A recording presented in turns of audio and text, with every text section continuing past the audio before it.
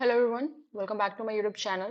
Today I'm gonna discuss the topic cockroach from the NCERT. Let's begin. Cockroach. Okay, so cockroach are brown or black bodied animals that are included in the class Insecta of phylum Arthropoda. इस chapter को आपने cockroach को तभी discuss किया होगा जब आपने animal kingdom complete कर लिया होगा। तो आप जानते हो कि कॉकरोच का कलर कैसा होता है, ब्राउन या ब्लैक हो सकता है, ग्रीन भी हो सकता है, येलो भी हो सकता है, राइट। अलग अलग जगह पे होता है, लेकिन इंडिया में जो कॉकरोच पाए जाते हैं वो ब्राउन और ब्लैक ही होते हैं।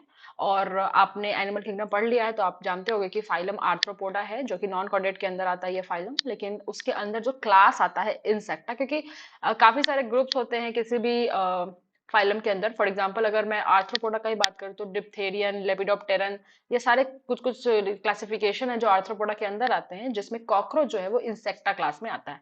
So you must remember that insecta is a class and arthropoda is a phylum. Bright yellow, green and red color cockroaches have also been reported in the tropical region. ऐसा इसलिए है क्योंकि tropical region equator पे होता है, equator वाले area को बोलते हैं। और वो आप जानते हो कि जहाँ भी इक्वेटर में बहुत बारिश होती है, तो अगर प्लांट्स की बात करें तो उनका भी बहुत बड़ा डाइवर्सिटी जो है वो ट्रॉपिकल रीजन में पाया जाता है। एनिमल्स का बात करें तो उनका भी बहुत बड़ा डाइवर्सिटी वहां पे पाया जाता है। तो कॉकरोच भी अलग अलग कलर के, मतलब एक डाइवर्सिफिकेशन आपको कॉकरोच के कलर में भी देखने को मिलेगा। येलो, रेड या ग्रीन कलर के आपको ट्रॉपिकल रीजन में कॉकरोच देखने को मिलेंगे। Their size ranges from 1/4 inches to 3 inches, like 0.25 inch से 3 इंच तक उनका साइज हो सकता है। कोई फिक्स साइज नहीं है, वो सेंटीमीटर में आपको याद रखना है, नीड में आ सकता है। And have long antenna, legs and flat extension of the upper body wall which conceals the head. ठीक है ना, तो इनका एंटीना बहुत ही लंबा होता है, राइट। इनके पास 6 लेग्स होते हैं और लेग्स में काफी सारे ज्वाइंट्स देखने को मिलते हैं, इसलिए इस फाइलम का नाम आर्थ्रोपोडा है, ज्वाइंटेड अपेंडेजेस। एंड उनके अपर बॉडी वॉल का बहुत ही फ्लैट एक्सटेंशन होता है। आप जानते हो कि इसका जो हेड है वो इसके बॉडी से 90 डिग्री नीचे झुका हुआ होता है, मतलब इसका आंख जो है वो जमीन को देख रहा होता है। तो सिर को प्रोटेक्ट करने के लिए सिर के ऊपर से बॉडी वॉल का एक्सटेंशन, काइटिन का एक्सटेंशन जो है वो ऊपर तक कंसील करता है, प्रोटेक्ट करता है हेड को। ओके। और they are nocturnal omnivores that live in the damp places throughout the world. ये सिर्फ रात में निकलते हैं, इसलिए रात में ज्यादा एक्टिव रहते हैं, ठीक है ना, तो इसलिए इनको नॉक्टर्नल कहते हैं। ऑमनीवोर्स इसलिए होते हैं क्योंकि ये मतलब प्लांट बेस्ड फूड भी खाते हैं और अपने स्पेशीज को खुद भी खा सकते हैं, राइट। तो चूंकि दोनों चीज खा रहे हैं तो ये ऑमनीवोर्स हुए। और ये खाली डैम्प प्लेसेस पे, यानी कि कुछ गीले जगह पे, जैसे कि आपका सिंक हो गया, सिंक के अराउंड आपको कॉकरोचेस देखने को मिलेंगे, तो डैम्प प्लेसेस में रहते हैं, पूरे वर्ल्ड में पाए जाते हैं। And they have become resident of human homes and are serious paste and vector of several disease.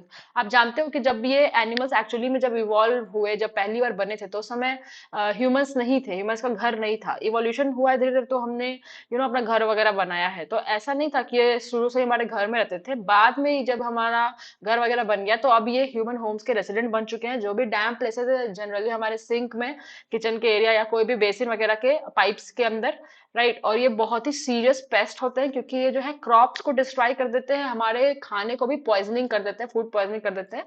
कचरे से चल के आते हैं, हमारे खाने पे चल देते हैं, हम अगर इनको खा लेंगे तो हमें फूड पॉइजनिंग हो जाएगी। So they are very serious pest. Pest मतलब ऐसा जो कि क्रॉप्स को डिस्ट्रॉय करे, राइट। और ये बहुत सारे डिजीज के वेक्टर्स भी हैं, जो भी आपको फीकल ओरल रूट से जो भी आपको डिजीज हो सकती है, जो भी आपको खाने से हो सकती है, वो सारे के वेक्टर्स बन सकते हैं क्योंकि ये खाने पे चलते हैं रात के दौरान। इसलिए आपको सोने से पहले अपने खाने को ढक के जाना चाहिए, क्योंकि ये रात में एक्टिव होते हैं। आप तो सोते रहोगे लेकिन आपके खाने को ये हार्म कर देगा। ओके। अब हम पढ़ेंगे इसकी मॉर्फोलॉजी। तो आप देख सकते हो ये कॉकरोच की मॉर्फोलॉजी, यानी बाहर से कैसे दिखता है हम देख रहे हैं। The adult of common species of cockroach Periplaneta americana. ये पेरी प्लेनेटा अमेरिकाना कॉकरोच के एक जीनस और स्पेशीज, मतलब उसका नाम है, जो कि इंडिया में बहुत कॉमनली पाया जाता है। और हमको वही पढ़ना है जो इंडिया में पाया जाता है, जो कि 34 to 53 mm लॉन्ग होता है। आप देख सकते हो ऊपर यहाँ पे इंचेस में दिया है या सेंटीमीटर में इसका साइज दिया है। इंडियन कॉकरोच का साइज जो है मिलीमीटर में दिया है। You have to remember all the size, right. अगर हम इसको मिलीमीटर में कन्वर्ट करें तो 60 mm टू 76 mm आएगा। हमारा इंडियन कॉकरोच जो है ऊपर वाले साइज से छोटा है, 34 to 53 mm लॉन्ग होता है, जिसमें जो है wing extend beyond the tip of abdomen in males. तो अगर आपको कॉकरोच को ऊपर से देख के बताना हो कि मेल है या फीमेल है, तो देखो ये जो पंख आपको ये दिख रहा है, ये एब्डोमेन का टिप यहाँ पे है, लेकिन पंख जो है टिप के पहले ही खत्म हो गया है, तो ये फीमेल कॉकरोच है। लेकिन अगर ये पंख जो है, इसका विंग्स जो है ये एक्सटेंड कर जाता है beyond the tip of the abdomen, तो ये मेल होता है। तो ये फीमेल कॉकरोच का फोटो है। उसके अलावा एक और मतलब डिस्टिंक्टिव फीचर है कि ये आपको जो है एनल स्टाइल जो है वो खाली मेल्स में देखने को मिलता है। इस फोटो में आपको कहीं भी एनल स्टाइल नहीं दिख रहा है, हाँ एनल सरसाई दिख रहा है।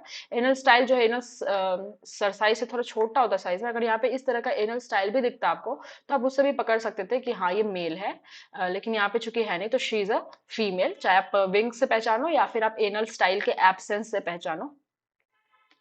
ठीक है, so the body of cockroach is segmented. Okay, ये तो हमने डिस्कस कर लिया that the wings that extend beyond the tip of abdomen in the case of only mails. Female के केस में जो है वो पंख छोटा होता है, जैसे इस फोटो में। This is the figure of female cockroach. Now the body of cockroach is segmented and divisible into 3 distinct region. आप जानते हो, आपने जब एनिमल किंगडम पढ़ा होगा तो आपने सेगमेंटेशन पढ़ा होगा कि बॉडी में जो है अगर मीजोडर्म इन्वॉल्व है सेगमेंटेशन में तो मेटामेरिक सेगमेंटेशन होता है, अगर खाली एक्टोडर्म इन्वॉल्व है तो वो नॉर्मल झूठा सेगमेंटेशन, फॉल्स सेगमेंटेशन होता है। फॉल्स सेगमेंटेशन आपको प्लेटफॉर्म्स में देखने को मिलता है, और जो ट्रू सेगमेंटेशन या मेटामेरिक सेगमेंटेशन है वो आपको एनालिडा, आर्थ्रोपोडा और कॉर्डेट्स में देखने को मिलता है। चूंकि ये आर्थ्रोपोडा में आता है तो इसका बॉडी भी सेगमेंटेड होता है।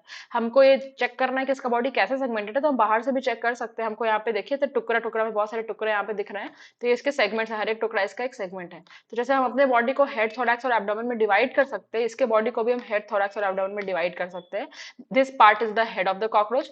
जो सबसे ऊपर वाला पार्ट है यहाँ पे लिखा हुआ है, this part is the head of the cockroach, right. और उसके नीचे आपका जो है थोरैक्स है। थोरैक्स में एक्चुअली खुद भी 3 सेगमेंट्स आपको देखने को मिलेंगे। तो this one is the prothorax which is written as pronotum, because जो भी डॉर्सली हमको प्लेट दिखता है ना, उसको हम नोटम से डिनोट कर सकते हैं। सो दिस इज प्रोथोरैक्स और pronotum. This one is the mesothorax, यहाँ पे लिखा हुआ है mesothorax. And the last segment of the thorax, this is the metathorax. तो आपको थोरैक्स में 3 सेगमेंट्स देखने को मिलते हैं एडल्ट कॉकरोच में भी। और आपको एब्डोमेन में टोटल 10 सेगमेंट्स देखने को मिलते हैं। ये देखिए काफी सारे सेगमेंट है, टोटल 10 सेगमेंट्स हैं। ओके, और आपको हेड रीजन में आंख देखने को मिल रहा है, कंपाउंड आई यहाँ पे देखने को मिल रहा है, जिससे एक्चुअल में वो देख सकता है। विजन के लिए ये कंपाउंड आई रिस्पॉन्सिबल होता है।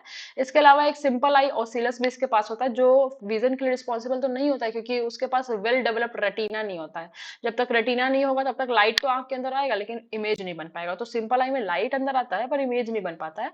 तो वो बस लाइट की इंटेंसिटी को डिटेक्ट कर सकता है कि लाइट ज्यादा ग्लो कर रहा है या कम ग्लो कर रहा है। अदरवाइज विजन के लिए कंपाउंड आई रिस्पॉन्सिबल, क्योंकि इसके पास रेटिना वेल डेवलप्ड होता है। उसके अलावा आईज के अलावा आपको हेड रीजन में फिलीफॉर्म एंटीना देखने को मिल रहा है। फिलीफॉर्म मतलब होता है लंबा, है ना। तो थ्रेड लाइक एंटीना यहाँ पे आपको देखने को मिल रहा है। This one is the mesothorax and this one is the metathorax. आपको जो है टोटल 6 लेग्स यहाँ पे देखने को मिलते हैं। हर एक लेग जो है हर एक सेगमेंट ऑफ थोरैक्स से निकलता है। तो सबसे पहले लेग का नाम है प्रोथोरैक्स से निकला हुआ लेग, प्रोथोरैकिक लेग। सेकंड लेग का नाम है मीजोथोरैक्स से निकला हुआ मीजोथोरैकिक लेग। और लास्ट का नाम है मेटाथोरैक्स से निकला हुआ मेटाथोरैकिक leg.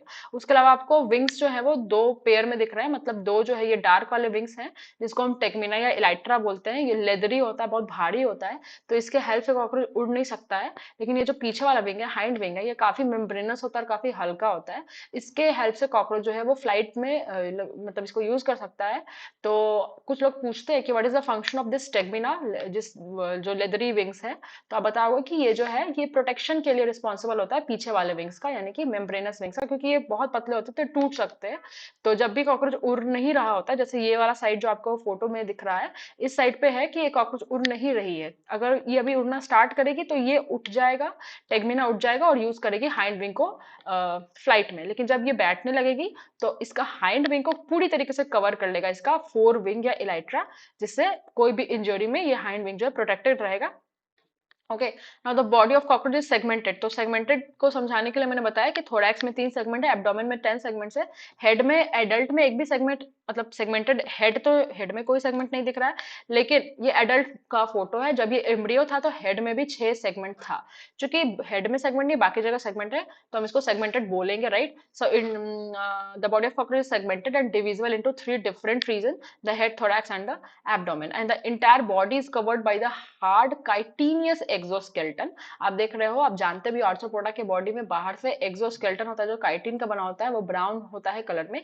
In each segment the exoskeleton has hardened plates called as sclerite. आप जानते हो कि जो इसका बॉडी है, बॉडी सेगमेंटेड है, तो उसके बॉडी, अभी ऊपर वाले लाइन में लिखा हुआ है कि पूरा बॉडी कवर्ड है बाय अ हार्ड, मतलब एक काइटिन का एक्सोस्केलेटन है, ठीक है, जो ब्राउन इन कलर है, इसलिए कॉकरोच भी ब्राउन इन कलर दिखता है।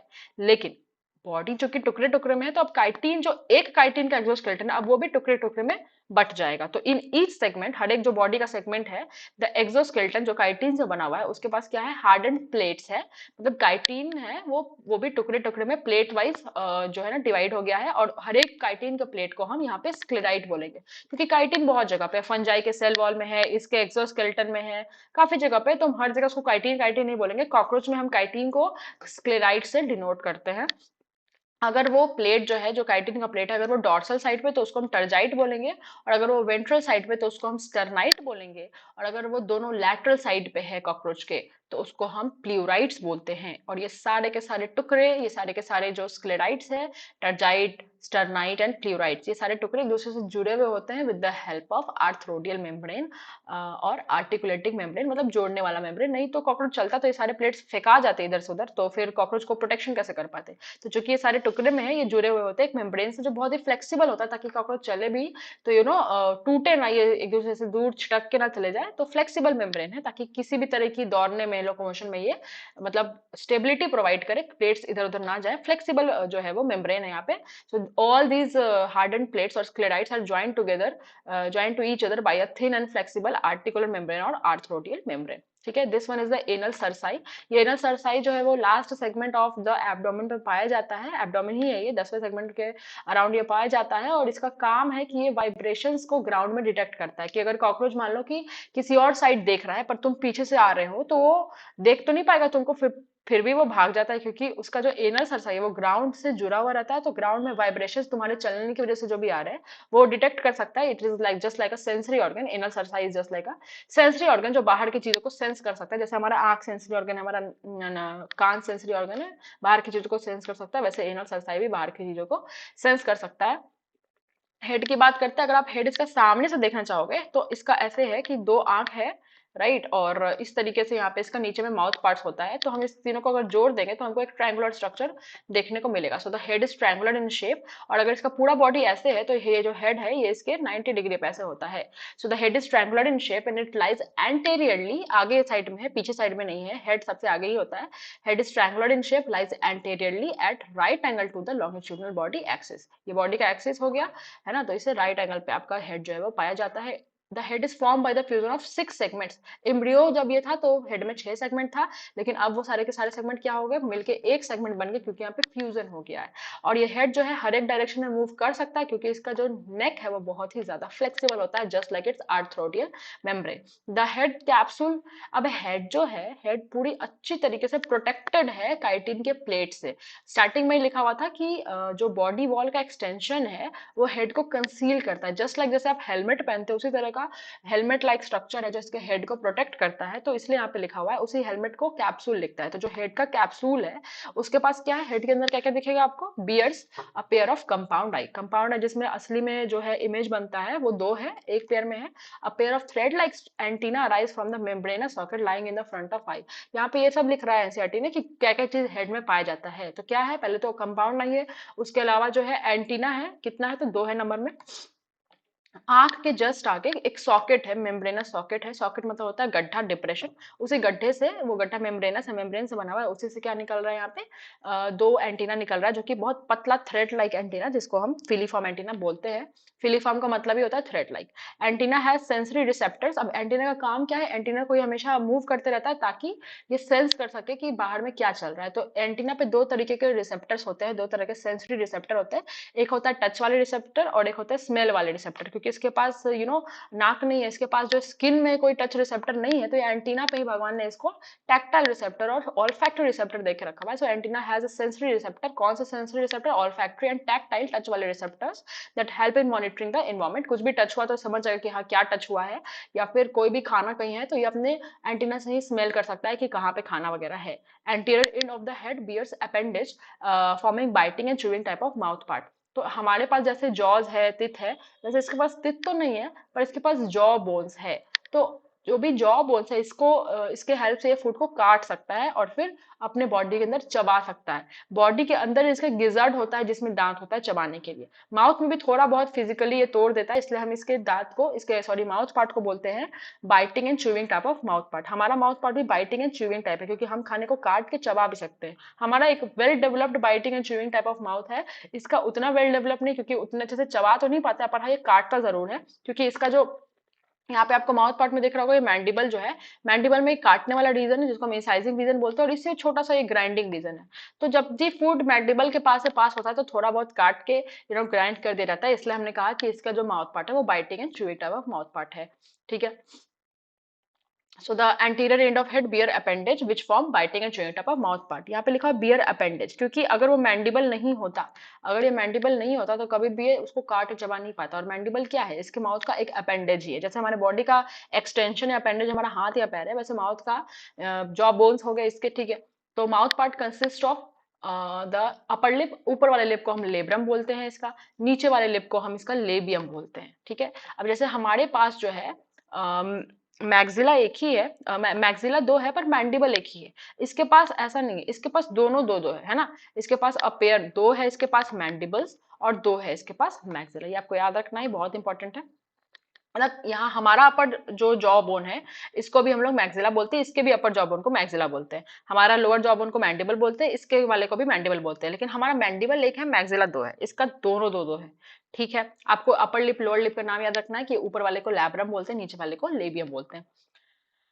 और इसका जो है एक सारे माउथ पार्ट, मतलब ये सारे जॉ बोन्स के बीच में, सारे लिप्स के बीच में एक बीच में रखने वाला, रहने वाला एक फ्लेक्सिबल चीज यहाँ पे पाया जाता है, जिसको हम इसका टंग बोल देते हैं। लेकिन इसके टंग पे ना कोई टेस्ट वगैरह करने का चीज नहीं, गस्टेटरी रिसेप्टर नहीं है, अपने टंग से टेस्ट नहीं कर सकता है।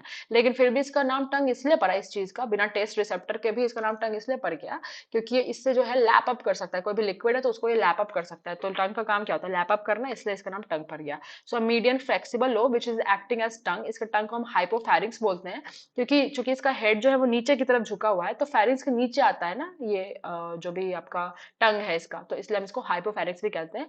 Lies within the cavity enclose by the mouth part. तो यहाँ पे माउथ पार्ट किसको कह रहा है, माउथ पार्ट इसके दोनों लिप्स को कह रहा है और इसके चारों जॉ बोन को कह रहा है। तो ये जो चारों जॉ बोन और जो लिप्स है ये सारे जब मिल जाते हैं तो बीच में कैविटी बन जाती है जिसमें इसका टंग प्रेजेंट है। तो वही लिखा हुआ है कि द हाइपोफैरिंक्स और tongue lies within the cavity enclose by the mouth parts and the function of the hypopharynx is to lap up the liquids. Thorax में क्या होता है, थोरैक्स में हेड कंप्लीट हो गया। हेड में क्या क्या पढ़ा है इसने, आईज पढ़ा दिया, एंटीना पढ़ा दिया, माउथ पार्ट पढ़ा दिया। और कौन सा माउथ पार्ट है जो ग्राइंडिंग एंड इंसाइजिंग रीजन रखता है, तो आप बोलोगे मैंडिबल है ना, जो इसका लोअर जॉ बोन है। ठीक है। थोरैक्स में तीन पार्ट होता है, प्रोथोरैक्स, मेसोथोरैक्स और मेटाथोरैक्स। ठीक है। विंग्स, विंग्स के बारे में मैंने एक चीज नहीं बताई। विंग्स जो है इसका वो बीच वाले थोरैक्स और लास्ट वाले थोरैक्स के पार्ट से निकलता है, मतलब मीज और मेटा से निकलता है, प्रोथोरैक्स से इसका विंग्स नहीं निकलता है। जबकि इस फोटो में देखने में लग रहा है कि ये जो ऊपर वाला विंग्स है ये फर्स्ट सेगमेंट ऑफ थोरैक्स से निकला है, but this figure is misleading. This wing has arise from the mesothorax and this wing has arise from the metathorax. ठीक है ना। प्रोथोरैक्स से कोई भी विंग्स नहीं निकलता, बट हाँ लेग्स तीनों सेगमेंट से निकलते हैं। So thorax consists of three parts: the prothorax, the mesothorax, and the metathorax. The head is connected with the thorax by a short extension of prothorax, which is known as the neck. ठीक है ना। तो head जो है वो thorax से कैसे connected होता है, वो हेड जो है थोरैक्स से कनेक्टेड होता है बाय द नेक। ओके। और नेक क्या है, व्हाट इज नेक, तो आप बोलोगे कि प्रोथोरैक्स का शॉर्ट एक्सटेंशन है। Each thoracic segments bear a pair of walking legs. हर एक थोरैक्स के सेगमेंट में क्या है, लेग्स है। लेकिन विंग्स हर में नहीं है, मीजो और मेटा में है। The first pair of wings arise from the mesothorax and the second pair arises from the metathorax. मतलब फोर विंग्स जो कि मीजोथोरैकिक विंग्स है, वो आगे वाला विंग मीजोथोरैक्स से निकलता है, जिसको हम टेगमिना बोलते हैं। बहुत ही ज्यादा ओपेक होता है, मतलब इसके अक्रॉस आप देख नहीं सकते हो। डार्क कलर का होता है, लेदरी होता है, and cover the hind wing when at rest. Flight के टाइम पे कवर कर लेगा तो फ्लाइट ही नहीं कर पाएगा, इसलिए रेस्ट के टाइम पे कवर करता है प्रोटेक्शन के लिए। The hind wings are transparent and membranous and are used in the flight. अगर एब्डोमेन का बात करें तो abdomen both male and female में 10 सेगमेंट का ही होता है, लेकिन कुछ अंतर है। जैसे कि फीमेल, चाहे ह्यूमन फीमेल का ही एग्जांपल ले लो, ह्यूमन फीमेल का भी जो है वो जो बॉडी का लोअर पार्ट होता है वो क्या होता है, वो ब्रॉड हो जाता है। ठीक है। तो वैसे यहाँ पे भी फीमेल के केस में जो सेवेंथ स्टर्नम है, अभी अब स्टर्नम आप जान रहे हो, इसका जो वेंट्रल वाला जो मतलब काइटिन का प्लेट है उसको स्टर्नम बोलते हैं। तो जो 7वां नंबर सेगमेंट है एब्डोमेन का, उस पे जो वेंट्रल साइड में जो स्टर्नम है वो बोट शेप का है। बोट शेप मतलब कुछ ऐसा, ये चौड़ा ऐसा हो जाता है, बोट शेप का हो जाता है। जबकि नॉर्मल जो प्लेट है उसका शेप ऐसे रेक्टेंगुलर होना चाहिए, ठीक है ना, थोड़ा स्क्वायर बन गया पर रेक्टेंगुलर होना चाहिए। बट फीमेल के केस में जो सेवेंथ स्टर्नम है वो बोट शेप होता है। आठ और नौ, एट्थ एंड नाइन जो सेगमेंट होता है एब्डोमेन का, वो किसी शेप का नहीं होता, बोट शेप का नहीं होता, वो नॉर्मल रेक्टेंगुलर शेप का ही होता है। लेकिन लेकिन जो सेवेंथ एट्थ और नाइन्थ स्टर्नम है, ये सारा मिलके एक जेनाइटल पाउच बनाता है कॉकरोच के केस में, फीमेल कॉकरोच के केस में। और इसी जेनाइटल पाउच को हम ब्रूड बोलते हैं। आप यहाँ पे देख सकते हो इस फोटो में, what is genital pouch of the female. अब ये फीमेल रिप्रोडक्टिव सिस्टम है, तो जेनाइटल पाउच ये वाला चीज है। ये जेनाइटल पाउच, ये जो है ना, ये पूरा, ये जो स्ट्रक्चर है, ये पूरा का पूरा स्ट्रक्चर जेनाइटल पाउच है। जिसमें ऊपर वाला जगह को हम बोलते हैं जेनाइटल चैम्बर। इसको हम चैम्बर इसलिए बोलते हैं क्योंकि मेजर एक्टिविटीज जो भी रिप्रोडक्शन की है वो ऊपर में ही होती है। और नीचे वाला पार्ट को हम बोलते हैं वेस्टिबुलम। तो ये जो पूरा चैम्बर है, मतलब ये जो पूरा पाउच है जिसमें चैम्बर और वेस्टिबुलम है, ये दोनों को हम मिला के जेनेटल पाउच बोलते हैं। और ये किस सेगमेंट में होता है एब्डोमेन के, तो आप बोलोगे सेवेंथ एट्थ और नाइन्थ सेगमेंट ऑफ एब्डोमेन में होता है। जिसमें सेवेंथ सेगमेंट जो है वो बोर्ड शेपेड होता है, और एट्थ और नाइन्थ के साथ मिलकर ये जेनाइटल पाउच बनाता है। इसी जेनाइटल पाउच को हम ब्रूड बोलते हैं, जिसमें ऊपर वाले पार्ट में जेनाइटल चैम्बर होता है और नीचे वाले पार्ट में वेस्टिबुलम होता है। वेस्टिबुल का मतलब ही होता है कि ओपनिंग। तो यहाँ से फीमेल की ओपनिंग होती है, फीमेल का जो भी ऊथी का जिसमें फर्टिलाइज्ड एग होता है ना, फीमेल इसमें लेके घूमती है, तो ये ओपनिंग होती है। उसके अलावा आप यहाँ पे देख सकते हो जो जेनेटल चैम्बर है, बस ऊपर वाला पार्ट, इसमें काफी सारी चीजें ओपन हो रही है। जैसे आप देख सकते हो ये स्पर्मेथिका यहाँ पे लिखा हुआ है, तो स्पर्मेथिका की ओपनिंग भी यहीं पे खुल रही है, स्पर्मेथिका यहीं पे खुल रहा है। उसके अलावा ये दोनों ओवरी है, ओवरी का जो पाइप होता है उसको ओविडक्ट बोलते हैं, और ये दोनों ओविडक्ट जहाँ पे मिला तो इसको कॉमन ओविडक्ट बोलते हैं, वजाइना बोलते हैं। तो वजाइना भी यहीं पे खुल रहा है ना। उसके अलावा आपको ये जो ब्रांच स्ट्रक्चर दोनों साइड में दिख रहा है, कोलैटरल ग्लैंड्स, इनकी ओपनिंग भी यहीं पे हो रही है। तो आप देख पा रहे हो कि जो बस ऊपर वाला पार्ट है जो जेनेटल चैम्बर है, इसमें तीन चीज खुल रहा है, the vaginal opening, the स्पर्मेथिकल opening and the collateral gland की ओपनिंग। और ये जो जेनाइटल पाउच है, इसका जेनाइटल चैम्बर में ही ये सारी चीजें खुल रही है। वेस्टिबुलम का काम क्या है, वेस्टिबुलम का बस इतना काम है कि अगर एग फर्टिलाइज हो जाए तो फीमेल जो है उस फर्टिलाइज एग को अपने बॉडी में रख के कुछ दिन तक घूमती है, अच्छा जगह ढूंढती है जहां पे वो अपने एग को डाल सके, ताकि उसके बेबीज जो है वहां पे सर्वाइव कर सके। तो बस इतनी सी बात है वही। यहाँ पे अभी तो हमने रिप्रोडक्टिव सिस्टम पढ़ना स्टार्ट नहीं किया है, बस ये एब्डोमेन के बारे में थोड़ा सा जिक्र कर रहा है कि मेल और फीमेल का एब्डोमेन थोड़ा अलग अलग है। In the case of female, seventh sternum is board shaped and together with the eighth and ninth sternum forms a brood or genital pouch whose anterior part, अब anterior part का बात कर रहे हैं, anterior part क्या था उसका, उसका genital चैम्बर था। एंटीरियर पार्ट, जेनाइटल चैम्बर में क्या होता है, कंटेन्स फीमेल गोनोपोर, है ना। फीमेल गोनोपोर मतलब होता है वजाइना की ओपनिंग, वजाइना की ओपनिंग को गोनोपोर बोलते हैं। स्पर्मेथिका का पोर है और कोलैटरल ग्लैंड की ओपनिंग है। In the case of the males, males के केस में क्या होता है, जेनाइटल पाउच या जेनाइटल चैम्बर्स जो है, ठीक है ना। In the case of the males the genital pouch या जेनाइटल चैम्बर, मेल के केस में भी जेनाइटल पाउच होता है, ठीक है ना, लेकिन वो अलग अलग सेगमेंट से मिलकर बना है। Lies at the hind end of abdomen, obvious बात है जो भी जेनाइटल चीजें होंगी, रिप्रोडक्टिव सिस्टम की चीजें होंगी, वो एब्डोमेन के पीछे वाले एंड पे होती है। Lies at the hind end of abdomen, चाहे मेल हो चाहे फीमेल हो। फीमेल का तो फोटो आपने देख ही लिया। वो क्या होता है, फीमेल केस में सेवंथ एट्थ नाइन्थ स्टर्ना का बात करेंगे, यहाँ पे नाइन्थ और टेंथ टर्गा का बात करेंगे, और नाइन्थ स्टर्ना का बात करेंगे, आपको याद रखना है। और टर्गा जो है वो डॉर्सल होता है, ये आप पहले से जानते हो, और जो स्टर्ना होता है वो वेंट्रल होता है, आप पहले से ही जानते हो चूंकि। ओके, और आप जानते हो कि कोई भी एनिमल होगा तो उसका एनस कैसा होगा, डॉर्सल होगा, और जो उसका जेनाइटल ओपनिंग होगा वो कैसा होगा, वेंट्रल होगा। So it contains which what contains, किसके बारे में बात कर रहा है ये, तो जेनाइटल पाउच जो है मेल का, उसके बारे में बात कर रहा है कि जो भी जेनाइटल पाउच है मेल का, उसमें डॉर्सली एनस होता है, वेंट्रली जो है उसका मेल का जो जेनाइटल ओपनिंग होता है वो होता है, और गोनापोफाइसिस होता है। व्हाट इज गोनापोफाइसिस, गोनापोफाइसिस मतलब जो काइटिन के एसिमेट्रिकल स्ट्रक्चर्स होते हैं जो मेल के गोनोपोर को सराउंड करते हैं जस्ट फॉर द प्रोटेक्शन, तो वो वाला चीज को हम गोनापोफाइसिस बोलते हैं। गोनापोफाइसिस को हम फेलोमियर्स भी बोल सकते हैं।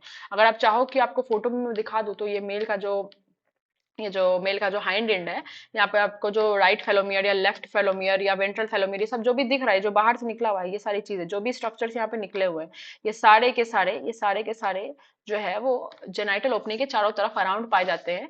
तो इसको हम फेलोमियर या फिर गोनापोफाइसिस बोलते हैं। तो चूंकि ये जेनाइटल ओपनिंग के ही चारों तरफ होते हैं, तो चूंकि जेनाइटल ओपनिंग ही वेंट्रल है, तो ये भी वेंट्रल ही होंगे, ठीक है ना। तो it contains dorsal anus, anus dorsal है, बाकी वेंट्रली क्या है, जेनिटल पोर्ट है और गोनापोफाइसिस है या फेलोमियर।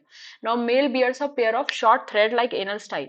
एनल स्टाइल थ्रेड जैसे होते हैं, मतलब ये अनसेगमेंटेड होते हैं, किसी चीज के जुड़ने से नहीं बनते हैं, छोटे से होते हैं, एनल साइज से बहुत छोटे से होते हैं, खाली मेल्स में होते हैं, which is absent in females. The male bear a pair of short thread like anal style which is absent in female and in both the sexes. तो एनल स्टाइल खाली मेल में होगा लेकिन एनल सरसाई दोनों में होगा। तो in both the sexes द 10th segment bears a pair of jointed filamentous structure which is known as anal cerci। यहाँ से क्वेश्चन कैसा आ सकता है, यहाँ से क्वेश्चन आ सकता है कि which of these two is jointed, है ना। तो आप बोलोगे एनल सरसाई जो है जॉइंटेड है, बहुत सारे सेगमेंट से मिलकर बनता है, जबकि जो एनल स्टाइल है वो जॉइंटेड नहीं होता है, वो थ्रेड लाइक होता है, ठीक है ना, वो किसी भी चीज के जुड़ने से नहीं बनता है। इस फोटो को डिस्कस कर लेते हैं। ये हेड रीजन के बारे में बता रहा है। तो हेड रीजन में आपको क्या दिख रहा है, ये मेम्ब्रेनस सॉकेट यहाँ पे दिख रहा है जो कि जस्ट आगे है आंख के, lying in the front of the eyes, जिससे ये एंटीना निकला हुआ है। एंटीना में भी आपको जॉइंटेड स्ट्रक्चर दिख रहा है। एंटीना भी बहुत सारी चीज के मिलने से बना है। उसके अलावा ये बड़ा सा आंख जो है इसका कंपाउंड आई है जो कि विजन के लिए हेल्प करता है, और विजन भी क्या होता है, एकदम ब्लड विजन, मोजाइक विजन होता है। ये आपका आगे में इसकी आंख है जो कि सिंपल आई है, ऑसिलस है, ये कैची में हेल्प करता है जिससे just to check the intensity of light, that's it.